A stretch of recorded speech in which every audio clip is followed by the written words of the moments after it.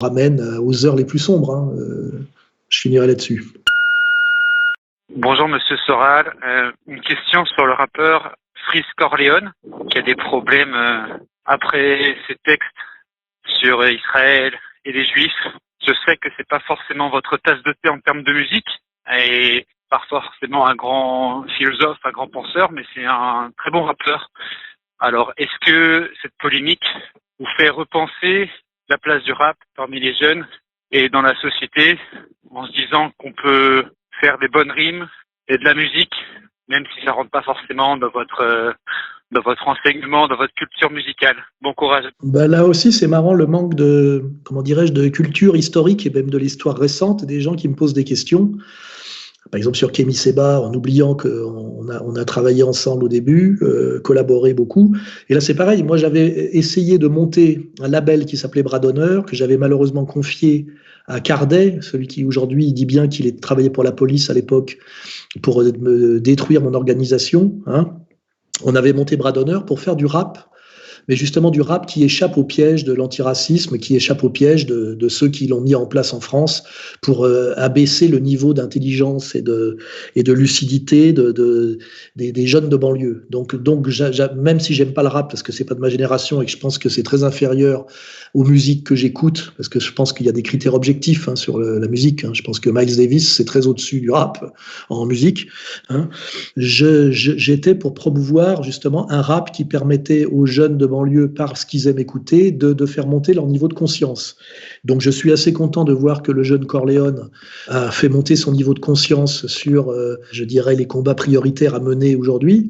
Mais par contre, je crois qu'il y a un petit contresens qui est fait sur lui quand on dit qu'il est obsédé par la Shoah. C'est un contresens complet parce qu'il dit bien qu'il n'en a rien à battre, je crois, de la Shoah. Et il est tout à fait normal qu'un jeune de 20 ans issu de l'immigration n'en ait rien à battre de la Shoah puisque ça le concerne en rien. C'est pas son époque, c'est pas son avenir. Il n'a aucune responsabilité morale dans cette affaire. Donc n'en avoir rien à battre ou rien à foutre de la Shoah, ce n'est pas être, être obsédé par la Shoah, c'est refuser d'être obsédé par la Shoah, comme le sont ceux qui essayent par cette obsession shoatique de nous maintenir dans une culpabilité qui permet simplement de maintenir leur domination. Et j'avais bien exprimé qu'aujourd'hui, la Shoah servait essentiellement à masquer la Torah. Voilà, c'est-à-dire une souffrance subie servait à masquer un projet politique et religieux qui est essentiellement un projet de domination fondé sur une idée profondément raciale. Voilà, c'est le contenu objectif de la Torah qui est encore aggravé par le contenu objectif du Talmud. Voilà. Donc, et je ne comprends pas tellement comment moi ou Hervé Ryssen puissions être condamnés pour simplement faire de l'histoire et de la théologie. De ce que nous disons à ce niveau-là est strictement incritiquable et d'ailleurs jamais critiqué. On nous attaque sur des supposés posts, sur des profils VK qui ne sont pas de moi. Ryssen, on l'attaque sur des couvertures de ses livres ou sur des petites phrases, jamais sur le contenu de ses livres, comme d'ailleurs on n'attaque pas le contenu des miens, parce que c'est inattaquable, c'est entièrement sourcé. Voilà. Donc, ce que je veux voir maintenant, c'est si ce jeune Corleone va tenir le choc face à la violence qu'il va subir de la toute-puissante communauté organisée, ce qui prouve bien d'ailleurs que cette communauté organisée est toute puissante, puisque le type, du jour au lendemain, se fait virer d'Universal alors qu'il vendait des tonnes de disques. Donc moi, ce qui m'intéresse, c'est de voir la solidité du gars face à la violence, et s'il rejoint le camp des vrais résistants dans lequel trônent déjà Dieudonné et moi-même, et dont sont sortis Vincent Lapierre et Kémy Séba, d'ailleurs, qu'on a vu se promener récemment ensemble. Voilà. Donc, wait and see, j'attends de voir, et je suis content de voir que finalement, la stratégie que j'avais avec Bras d'Honneur, qui a été trahie par l'indicateur de police Cardet, finalement se met en place d'elle-même, parce que c'est le bon sens.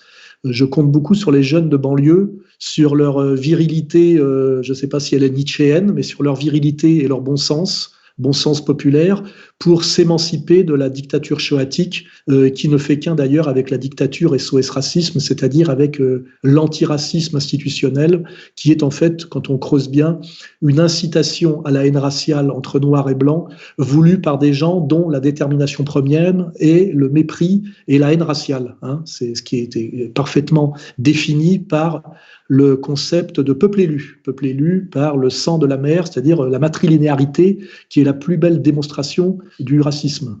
Voilà, c'est assez facile à expliquer. Vous demanderez qu'on vous explique pourquoi, par le sang de la mère, on est encore plus sûr que le sang soit pur que par le sang du père. Donc on est encore plus, comment dirais-je, sur le sang, donc sur la race, que par la patrilinéarité. Vous voyez, c'est assez facile de démontrer par l'intelligence à quel point les racistes sont ceux aujourd'hui qui tiennent d'une main de fer l'escroquerie de l'antiracisme et qu'il faudra à un moment donné que la justice et le sens soient remis à l'endroit. Je le souhaite en douceur, mais de toute façon, malheureusement, plus le mensonge se prolonge et s'aggrave, moins on a de chances que ça finisse par se passer en douceur, comme nous le rappelle d'ailleurs toute l'histoire. C'est ça qui est incroyable, c'est que toute l'histoire est là pour le démontrer. Il y a des gens qui visiblement n'ont pas le sens de l'histoire. C'est peut-être lié au fait qu'ils n'ont pas non plus le sens de l'autre, parce que pour avoir le sens de l'autre, il faut cesser un peu de le mépriser et d'adhérer à une religion qui dit que l'autre est un animal et un esclave à son service, ce qui n'est pas très confraternel, pas très chrétien et quand même assez raciste. Bonjour Monsieur Soral.